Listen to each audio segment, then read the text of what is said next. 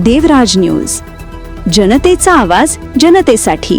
देवराज न्यूजला सबस्क्राईब करा आणि बेल आयकॉनवर क्लिक करा।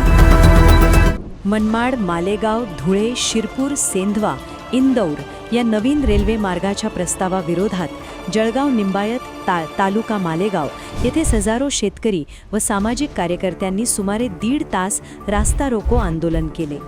या आंदोलनामुळे इंदौर बेंगळुरू राष्ट्रीय महामार्ग क्रमांक 12 वर दोन्ही बाजूंनी 15 ते 18 किलोमीटरपर्यंत वाहनांच्या रांगा लागल्या होत्या। या आंदोलनात शेतकऱ्यांनी रेल्वे लाईनमुळे होणाऱ्या भूमी संपादनाबाबत तीव्र भावना व्यक्त केल्या। अनेक शेतकरी अल्पभूधारक असून त्यांच्या संपूर्ण शेती, घरे, जनावरांचे गोठे, विहिरी तसेच फळबागा बाधित होणार असल्याचे त्यांनी सांगितले। काही शेतकऱ्यांकडे अवघे 1 ते 1.25 एकर क्षेत्र असून ते पूर्णपणे रेल्वे प्रकल्पात जाणार असल्याने उपजीविकेचा गंभीर प्रश्न निर्माण झाला आहे। शेतकऱ्यांनी प्रशासनाकडून देऊ करण्यात येणारी भरपाई अत्यल्प असल्याचा आरोप केला।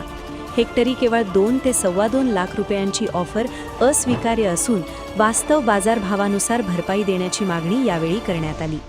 आंदोलनादरम्यान शेतकऱ्यांच्या व्यथा ऐकताना उपस्थितांमध्ये भावनिक वातावरण निर्माण झाले।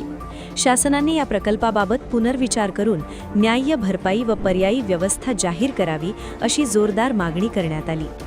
या आंदोलनाचे नेतृत्व माननीय शेखर पगार, मल्हार सेनेचे राज्य सरचिटणीस मच्छिंद्र बिडगर यांनी केले।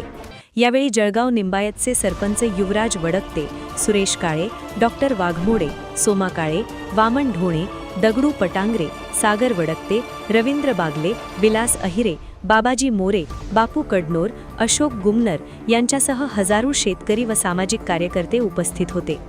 मनमाड येथील माजी नगरसेवक प्रवीण नाईक हेही आंदोलनात सहभागी झाले होते।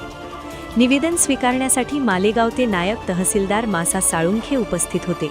तसेच मालेगाव ग्रामीणचे पोलीस निरीक्षक मासा परवीन चौधरी यांनी चोख बंदोबस्त ठेवून कोणताही अनुचित प्रकार घडू दिला नाही।